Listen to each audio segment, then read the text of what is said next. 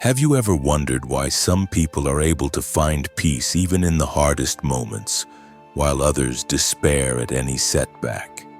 Why do some individuals seem to carry an almost unshakable serenity, as if they possess a secret the rest of us have yet to discover? The answer may lie in something much simpler and deeper than we imagine, in the ancient wisdom of a culture that turned the art of living into practical philosophy. Over millennia, Japan developed a unique way of viewing human existence. While the West often seeks answers in complex theories and elaborate systems, Japanese culture distilled universal truths into simple statements, imbued with a depth that can literally rewrite how you experience every day of your life. These proverbs are not just pretty words to decorate walls or social media profiles. They are practical tools tested by generations, capable of transforming anxiety into acceptance, failure into growth, and loneliness into self-connection. Imagine having access to 5 different keys, each able to open a specific door to a more fulfilling life. We're not talking about magic formulas or empty promises of instant happiness. We're talking about real wisdom, born from careful observation of human nature and refined over centuries of collective experience. These Japanese teachings possess something rare: the ability to work as well in the ancient world as in our modern, hyper-connected, and often chaotic world. Each proverb you are about to discover holds within it a silent revolution, a shift in perspective that can fundamentally alter how you deal with challenges, losses, expectations, and even moments of joy. Get ready for a journey that may be more transformative than you imagine. Nana Korobi Yaoki, the art of rising from the ashes. Fall 7 times, get up 8. This is not just a Japanese motivational phrase. It's a life philosophy that completely challenges our Western relationship with failure. While our culture tends to see each fall as a permanent stain on our personal record, the Japanese understood something fundamental. Failure is not the opposite of success, but its most essential ingredient. Think about the last great failure you experienced. Maybe it was a relationship that ended, a professional project that didn't work out, or a dream that seemed to slip through your fingers. At the time, you probably felt that this fall defined who you were. But Nana Korobi Yaoki teaches us something revolutionary. You are not defined by how many times you fall, but by your ability to get up one more time. In Japanese culture, there's a deep understanding that resilience is not an innate talent, but a skill developed through the conscious practice of rising again. Each time you choose to start anew after failure, you are literally training your ability to resurface. It's like building an emotional muscle that gets stronger with each repetition. In today's world, where social media constantly bombards us with images of apparent success, this proverb becomes even more vital. It reminds us that every successful person we admire has fallen more times than we can imagine. The difference is not the absence of falls, but the consistent presence of the 8th rise. Applying this principle today means fundamentally reframing how you view your setbacks. Instead of asking, "Why did this happen to me?" you begin to ask, "What is this experience teaching me?" Instead of hiding your scars, you recognize them as evidence of your courage to try. Which experiences in your current life could be transformed if you viewed them through this lens of continuous growth? Mono no aware, embracing the beauty of impermanence. The gentle melancholy of things is perhaps one of the deepest and most misunderstood concepts of Japanese philosophy. Mono no aware is not about being pessimistic or surrendering to melancholy. It's about developing a special sensitivity to the transient nature of life, the ability to find beauty precisely because we know nothing lasts forever. Imagine observing a cherry blossom at the exact moment its petals begin to fall. There is an indescribable beauty in that instant, a beauty that exists precisely because we know it is fleeting. This is the heart of Mono No Aware, the understanding that impermanence doesn't diminish the beauty of life, but intensifies it. In our Western society, we constantly fight against change. We want happy moments to last forever, our loved ones to never grow old, our achievements to remain eternally relevant. This resistance to impermanence creates unnecessary suffering that the Japanese have learned to turn into wisdom. When you embrace Mono No Aware, every present moment takes on an almost sacred intensity. That dinner with your parents is not just another meal, but a unique moment that will never repeat itself in exactly the same way. That laugh shared with a friend is not just fun, but a fragment of joy that deserves to be fully savored because you understand its transitory nature. This concept has particularly transformative power in relationships.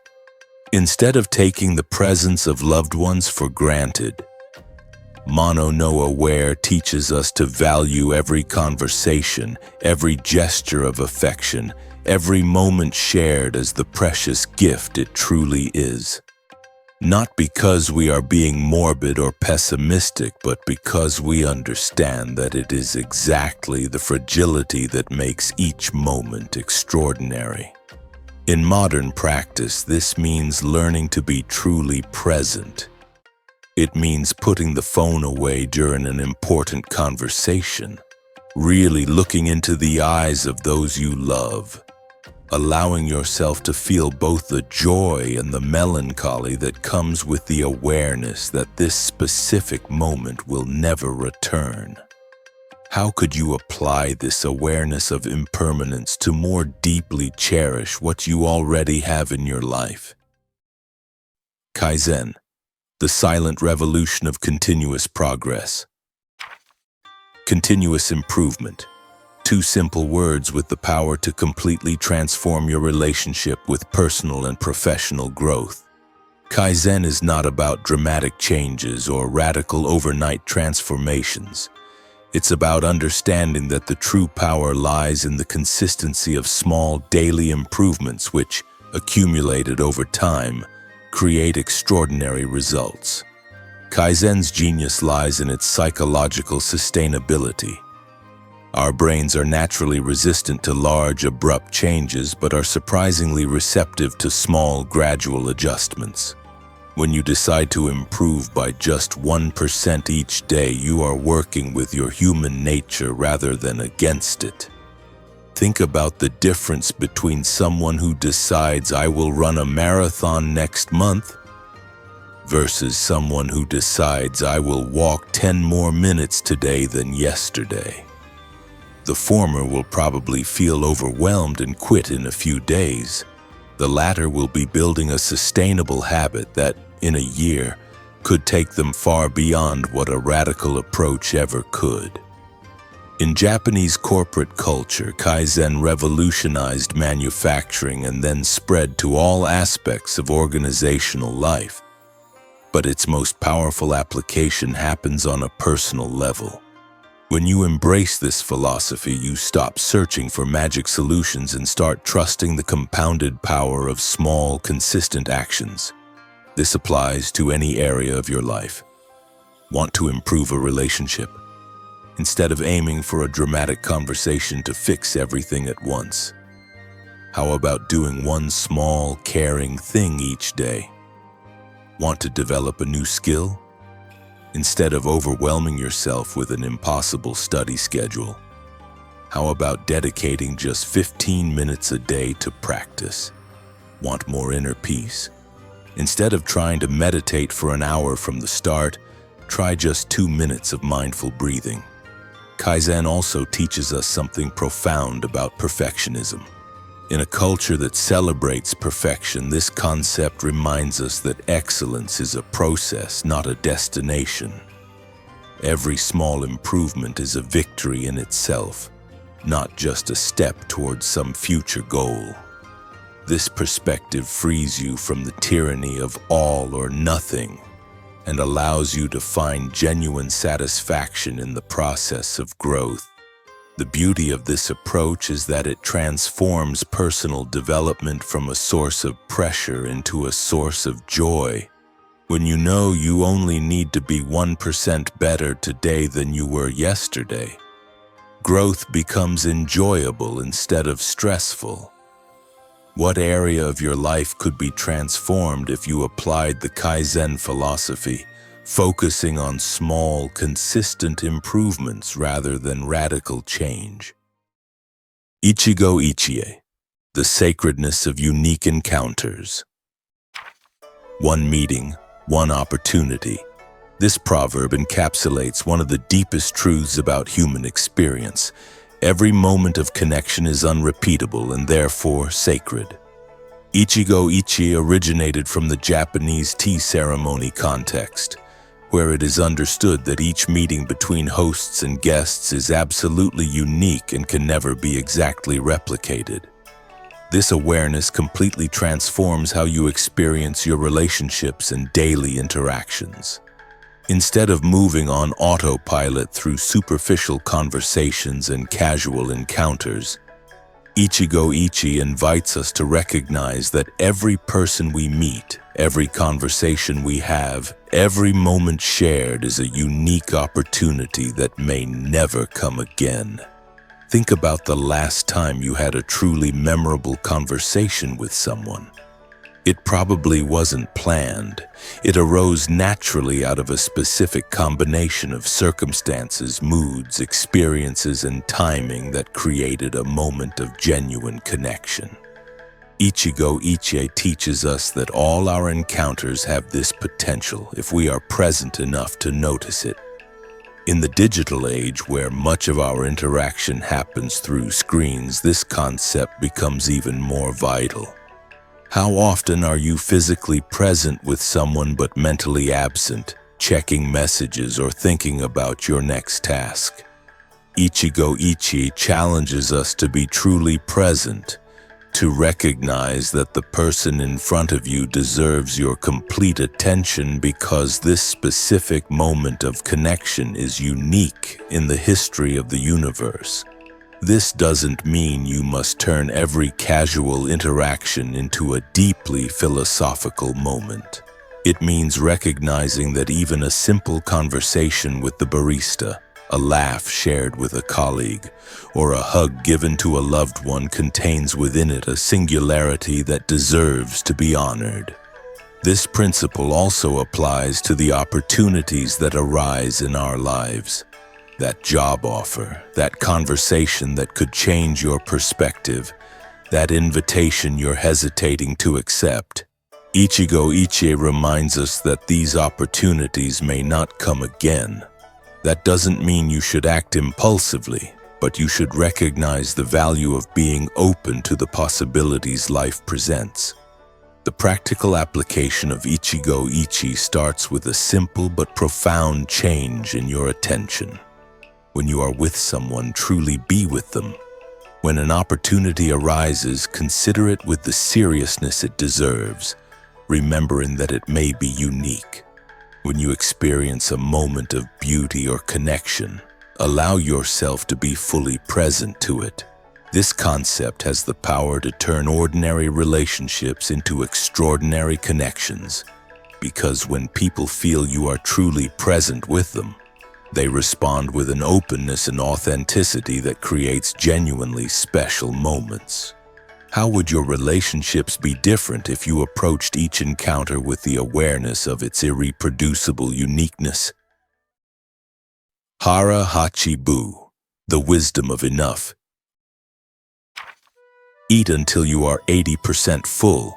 This principle from Okinawa, known for having one of the longest living populations in the world, carries wisdom that goes far beyond nutrition. Hara Hachibu is essentially about recognizing and respecting the point of enough in all areas of life, a skill our culture of excess desperately needs to relearn. The beauty of this practice lies in its revolutionary simplicity.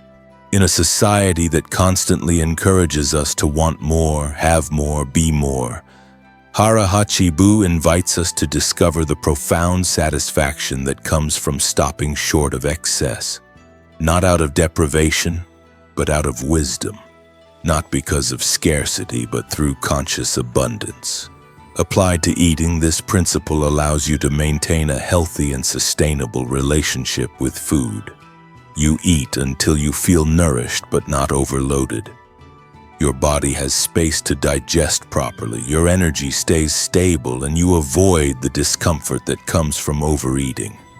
More importantly, you develop an inner awareness of when enough is enough. The same wisdom applies magnificently to material consumption. Instead of buying compulsively until you feel temporarily satisfied, only to find that satisfaction quickly evaporates, Hara Hachibu teaches us to stop at the point where we have what we truly need, with a little extra for comfort and pleasure. This approach fosters a healthier relationship with money and possessions, reducing both financial anxiety and the compulsive need to accumulate. At work, this principle can revolutionize your productivity and well-being. Instead of working until you are completely exhausted, you learn to recognize when you've done enough for the day, allowing time for rest and regeneration. Paradoxically, this approach often results in greater long-term productivity because you maintain your energy and creativity at sustainable levels. In relationships, Hara Hachibu manifests as the wisdom of giving space. Instead of overwhelming people with your presence or expectations, you learn to love and connect in a way that nurtures without smothering. You show your affection and care to the point that strengthens the relationship, but stop before it becomes oppressive. Perhaps the deepest application of this principle is in the quest for experiences and achievements. Our culture pressures us to be constantly busy, always improving, constantly acquiring new experiences. Hara Hachibu invites us to truly savor what we already have before pursuing more.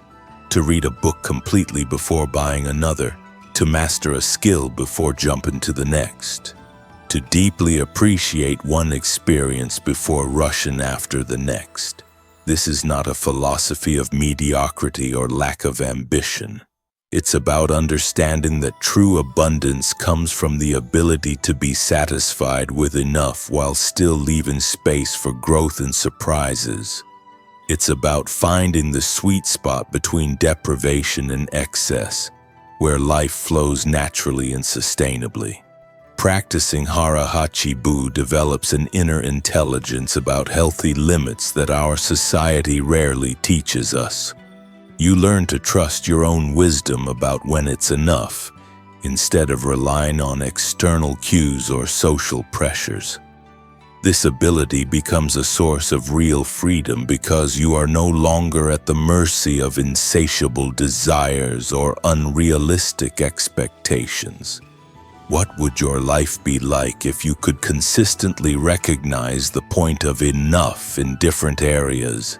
What kind of peace and satisfaction could you experience if you stopped constantly chasing more and began to truly savor what you already have? These 5 proverbs offer an initial roadmap to a more aware and balanced life. Each one carries within it centuries of human wisdom, tested and refined by generations who understood something fundamental about the art of living well. They are not just lovely concepts for contemplation, but practical tools that can start transforming your life experience from the moment you choose to consciously apply them. The beginning of a new journey. We've reached the end of this first exploration into Japanese wisdom. And if you've come this far, you probably feel that something has changed about how you see certain situations in your life. That's natural when we come into contact with truths that deep down we've always known, but never had the right words to express. Nana Korobi Yaoki reminded us our strength lies not in the absence of falls, but in the ability to get up one more time. Mono Noah Ware taught us that life's beauty is found precisely in its impermanence, and that accepting this allows us to live each moment with greater intensity. Kaizen showed us that small, consistent changes create extraordinary transformations.